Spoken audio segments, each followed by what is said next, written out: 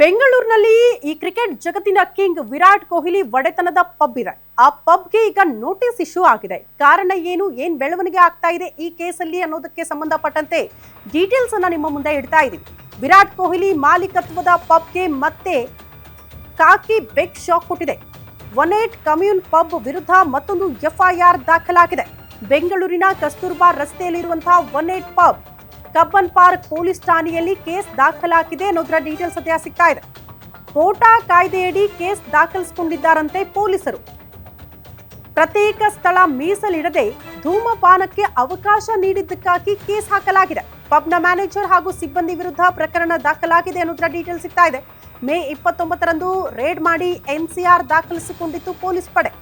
ಈಗ court permission ಪಡೆದುಕೊಂಡು ಕೇಸನ್ನು ಕೂಡ ದಾಖಲು ಮಾಡಲಾಗಿದೆ. ಒಂದು ಪಬ್ ನಡೆಸ್ತೀರಿ ಅಂತ ಆದ್ರೆ ಒಂದಷ್ಟು ನಿಯಮಗಳನ್ನ ಚಾಚು ತಪ್ಪದೆ ಪಾಲನೆ ಮಾಡಲೇಬೇಕು. ಇದೇ ಫಸ್ಟ್ ಟೈಮ್ ಅಲ್ಲ ಕೇಸ್ ದಾಖಲಾಗ್ತಾ ಇರೋದು. ಈ ಪಬ್ ಮೇಲೆ ಈ ಹಿಂದೆಯೂ ಕೂಡ ಕೇಸ್ ದಾಖಲಾಗಿದೆ. ಕಾರಣ ಒಂದಷ್ಟು ನಿಯಮಗಳನ್ನ ಗಾಳಿಗೆ ತೂರಿ ಪಬ್ ಅನ್ನ ನಡೆಸಲಾಗ್ತಾ ಇದೆ ಅನ್ನುವಂತಹ ವಿಚಾರಕ್ಕೆ ಸಂಬಂಧಪಟ್ಟಂತೆ ಈಗ ಧೂಮಪಾನಕ್ಕೆ ಪ್ರತ್ಯೇಕ ವ್ಯವಸ್ಥೆ ಮಾಡಬೇಕು, ಪ್ರತ್ಯೇಕ ಸ್ಥಳವನ್ನ ಗುರುತು ಮಾಡಬೇಕು. ಬಟ್ ಆ ರೀತಿ ಪ್ರತ್ಯೇಕ ಸ್ಥಳ ಗುರುತು ಮಾಡಿಲ್ಲ ಈ ಪಬ್ ಅಲ್ಲಿ ಅನ್ನುವಂತಹ ವಿಚಾರಕ್ಕೆ ಸಂಬಂಧಪಟ್ಟಂತೆ ಪೊಲೀಸರು ಈ ಹಿಂದೆ ರೇಡ್ ಮಾಡಿದ್ರು.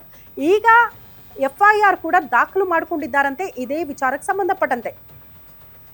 ಪಬ್ನ ಮ್ಯಾನೇಜರ್ ಹಾಗೂ ಅಲ್ಲಿನ ಸಿಬ್ಬಂದಿಯ ಮೇಲೆ ಕೇಸ್ ದಾಖಲಾಗಿದೆ ಅನ್ನೋದ್ರ ಬಗ್ಗೆ ಡೀಟೇಲ್ಸ್ ಸಿಗ್ತಾ ಇದೆ. ಪಬ್ನ ಮ್ಯಾನೇಜರ್ ಮತ್ತು ಸಿಬ್ಬಂದಿ ಅವರ ವಿರುದ್ಧ ಪ್ರಕರಣ ದಾಖಲಾಗಿರೋದು. ಇದು ವಿರಾಟ್ ಕೊಹ್ಲಿ ಮಾಲೀಕತ್ವದ ಪಬ್. ಪದೇ ಪದೇ ಸಂಕಷ್ಟದ ಮೇಲೆ ಸಂಕಷ್ಟ. ಪಬ್